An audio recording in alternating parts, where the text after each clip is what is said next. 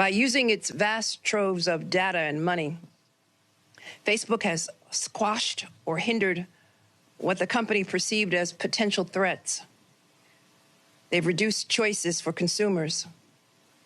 They stifled innovation, and they degraded privacy protections for millions of Americans. In an effort to maintain its market dominance in social networking, Facebook has employed a buy or bury strategy to impede competing services. First, Facebook used vast amounts of money to acquire smaller rivals and potential rivals before they could threaten the company's dominance. And I'll say billions were thrown at smaller companies in an effort to get them to sell. The two most glaring examples of this unlawful scheme were Instagram and WhatsApp. Facebook bought Instagram for $1 billion in 2012, when the company did not even have a cent in revenue. And in 2014, Facebook paid the extravagant amount of $19 billion for WhatsApp, which was far more than industry experts and even Facebook itself valued the company. The second and just as harmful anti-competitive strategy Facebook utilized was suffocating and squashing third-party developers that were invited to utilize Facebook's platform. Facebook would try to squeeze every bit of oxygen out of the room for smaller companies that refused to be bought. Facebook used an open-first, close-later strategy to stop competitive threats, where it would first open its platform to apps created by third-party developers. This increased functionality on the site and subsequently increased the number of users on Facebook. And then Facebook abruptly cut off apps it viewed as a competitive threat. Some of these companies experienced almost overnight drop-off in user engagement and downloads, and their growth stalled.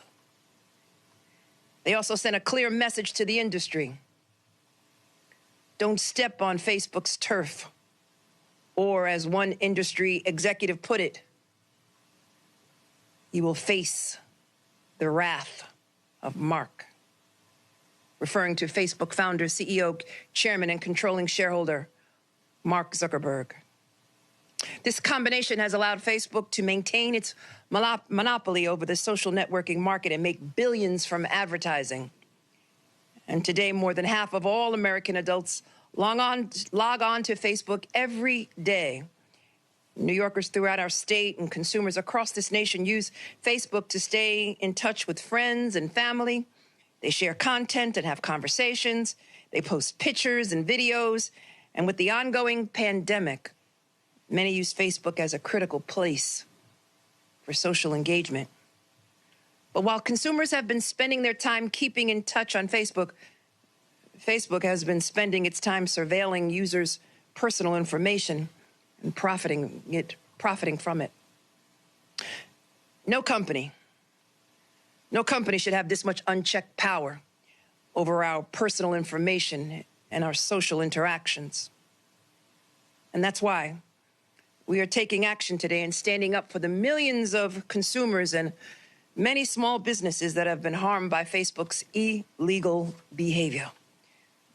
And so we are asking the court to halt Facebook's anti-competitive conduct and block the company from continuing this behavior in the future, as well as provide any additional relief it determines is appropriate. By restoring competition, our lawsuit will help consumers have alternatives to Facebook and that they can vote with their feet when Facebook puts profits ahead of consumers' welfare and privacy. I'd like to thank the 47 other attorneys general that has joined this lawsuit, and almost every state in this nation has joined this bipartisan lawsuit because Facebook's efforts to dominate the market were as illegal as they were harmful. I'd also like to thank our colleagues and friends at the Federal Trade Commission for their collaboration. The FTC filed their own lawsuit against Facebook today as well, and we look forward to collaborating with them in the litigation process. As I've said before, we cannot let large corporations gain more and more power over our lives through anti-competitive practices that only serve their interest and undermine the competitive spirit of our nation and the spirit of our economy and cause harm to consumers. This action is part of a renewed focus by my office and other state attorney generals on antitrust enforcement and the harms caused to consumers and the economy when market power is unchecked and unregulated. Today, we are sending a clear and a strong message to Facebook and every other company that any efforts to stifle competition and hurt small businesses, reduce innovation and creativity, or cut privacy protections will be met with the full force of our offices. Again, I want to thank Chief Deputy Attorney General for Economic Justice Chris D'Angelo and Antitrust Bureau Chief Eleanor Hoffman, as well as Assistant Attorney General Johanna Skripzik and Assistant Attorney General Zach Bezons, who were the lead attorneys on this matter.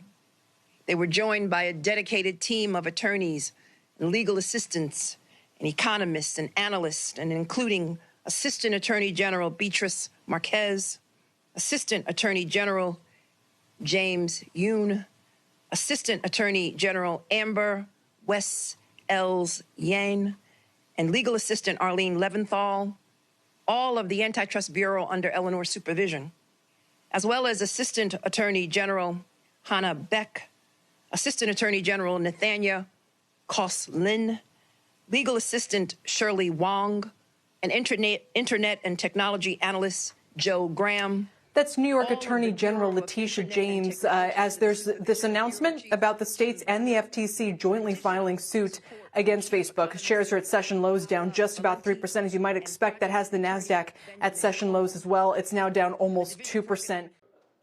Shepard Smith here. Thanks for watching CNBC on YouTube.